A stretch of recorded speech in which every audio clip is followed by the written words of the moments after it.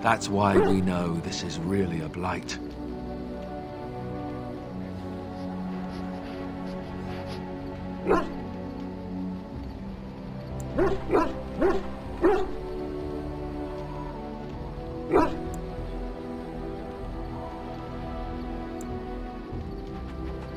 He did. He said he felt the Archdemon's presence. Everyone just assumed he was guessing. It takes a bit, but eventually you can block the dreams out. Some of the older Grey Wardens say they can understand the Archdemon a bit, but I sure can't. Anyhow, when I heard you thrashing around, I thought I should tell you. It was scary at first for me, too.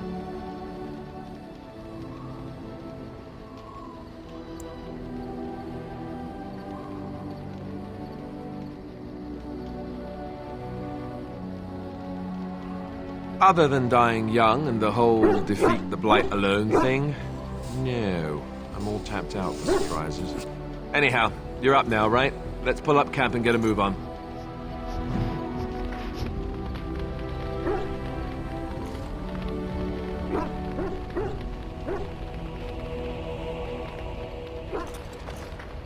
Yes?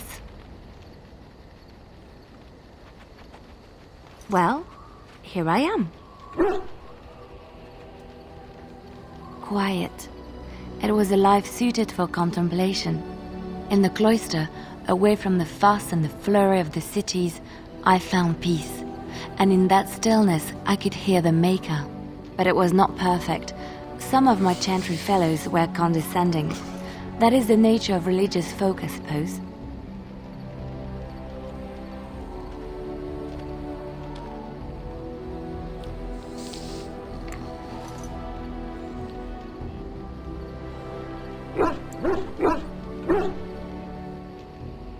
When I talked about my beliefs, that the Maker reveals himself in the beauty of his world, they treated me with disdain. They want to believe that he's gone, so that when he turns his gaze on them, it means they are special, chosen. He cannot possibly have love for all, the sick and the weary, the beggars and the fools.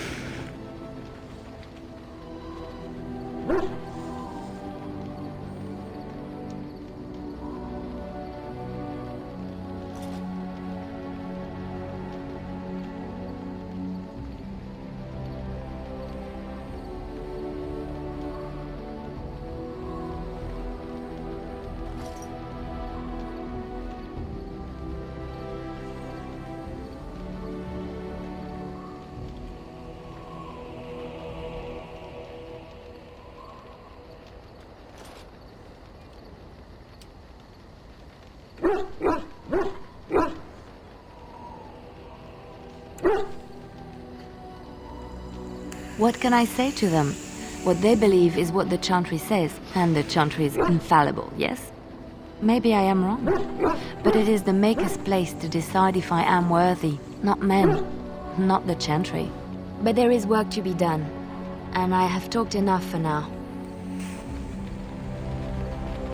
Yes?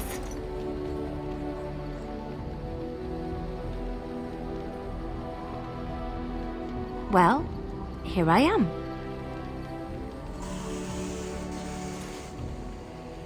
What is meant by someone like me?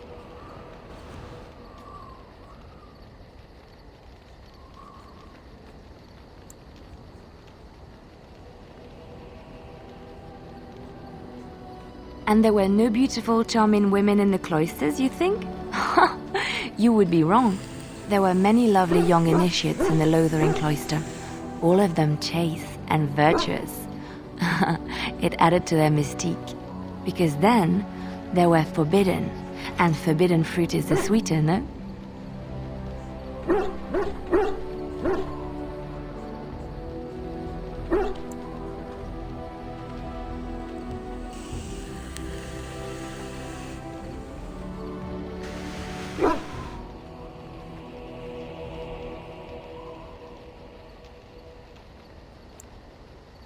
My fruit? Well, it is not technically forbidden, but it's not freely given either. Not everyone gets a bite. I can't believe I'm having this conversation. But no, I did not take vows. The Chantry provides succor and safe harbor to all who seek it. I chose to stay and become affirmed.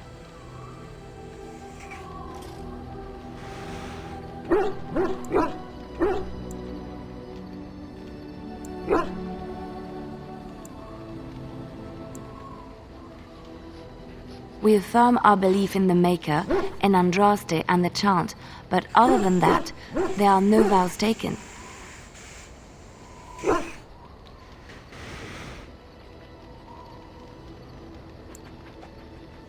The Chantry does not pride, and you should. I desired time apart from the world. I was a traveling minstrel in Orlais. Tales and songs were my life. I performed, and they rewarded me with applause and coin. And my skill in battle? Well, you pick up different skills when you travel, yes? Yes, of course. Let's move on. Yes? Something you need? Yes? What's on your mind?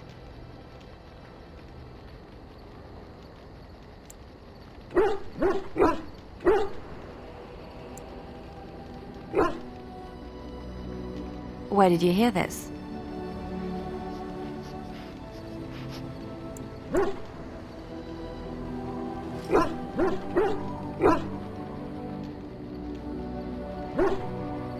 And you believe everything you hear?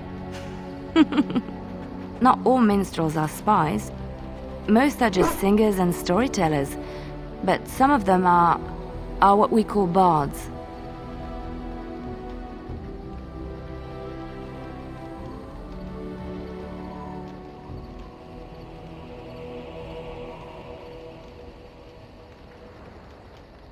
Bards are minstrels and more. Spies, as you say. Some say there is a bard order, but I don't think this is true. Many bards work alone or in small groups, doing the bidding of a patron who pays for their services. If there is an organization behind it all, no one knows who they are.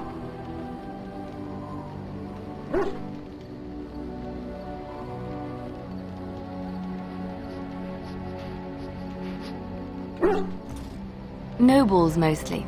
In Orlais, there is much rivalry amongst the highborn. They fight over land, influence, and the favor of the empress. But they cannot do this openly because it is impolite, and in public, they wear smiling faces and pretend to be civil. In secret, they plot and scheme to destroy each other. It is a game completely meaningless to anyone but its players.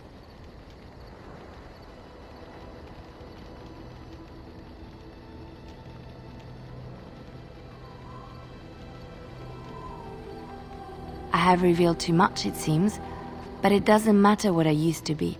It is the past.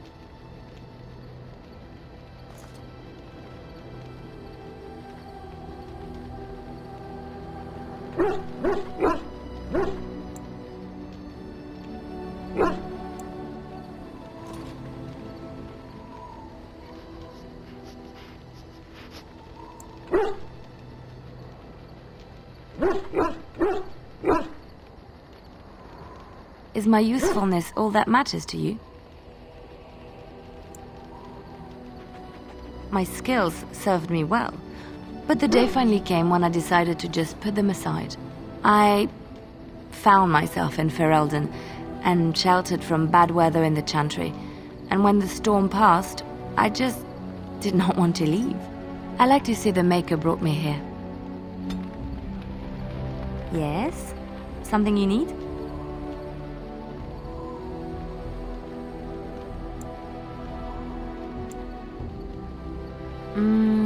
There's an idea. I've watched you, and I do think you'd find some of my skills quite easy to pick up.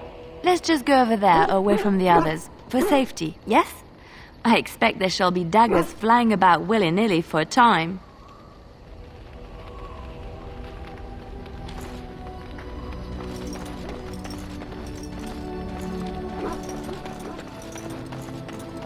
Ah, it's good to see you, my timely rescuer. Bodon Fennick, at your service, once again. I saw your camp and thought to myself, what safer place to rest for the evening than in the camp of a Grey Warden? I'm perfectly willing to offer you a fine discount for the inconvenience of our presence. How does that sound? Good? Yes?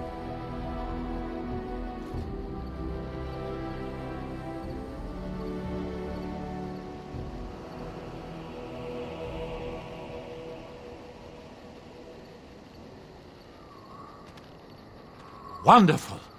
Thank the gentleman, won't you, boy? Thank you, sir. We won't be a bother to you and your companions, I assure you.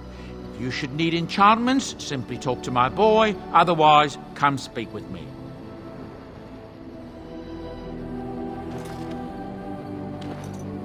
Hello.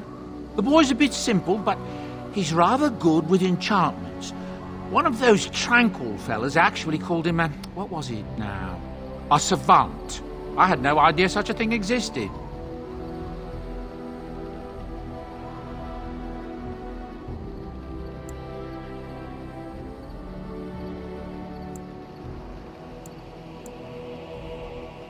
He can fold lyrium into almost any weapon or piece of armor, though naturally some of the more extravagant materials will take more lyrium than others. It's a process that some of the master smiths back in Orzammar will perform, but my boy here is just as adept at it. Isn't that right, boy? Enchantment! And there you have it.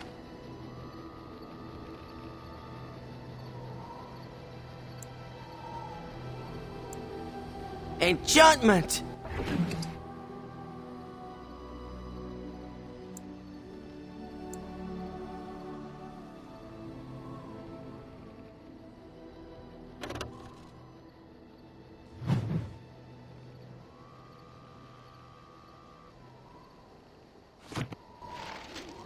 You and your friends are formidable folk, indeed. It's good to have you along on the road.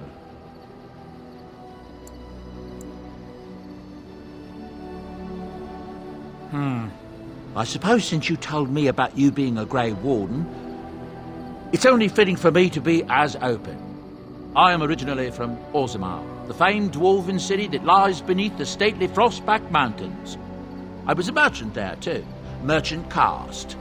These things are in the blood, you know. You can't just leave them behind. I ran a fairly successful business. Rare artifacts, you know. Old things, grand things. The nobles loved them. Reminded them of the lost glory days, I suppose.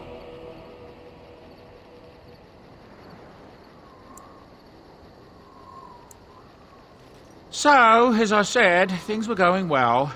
But good things must come to an end. One day, a noble woman came to my stall. She looked around for a bit and then started shrieking in dismay. Apparently, she believed that a pair of braces I had for sale once belonged to her brother. He'd been lost in a cave-in, you see, while on an expedition to clear out the Darkspawn from one of the tunnels running close to the city. They were made specially for him. They're unique, she shrieked. He stole them from my poor brother's corpse. She had me arrested on the spot, of course. Nobles, they're touchy like that.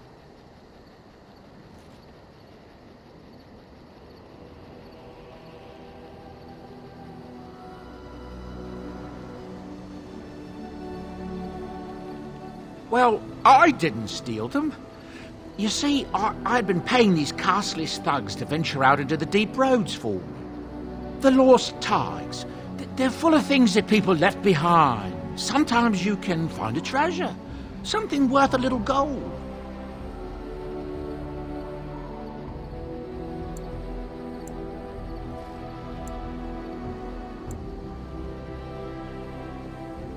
The noblewoman, she wasn't too happy with the theft of her brother's braces. I don't know what they planned for me, and I didn't want to find out. Bribed the guard that was watching me and took off for the surface first opportunity I got. Never looked back.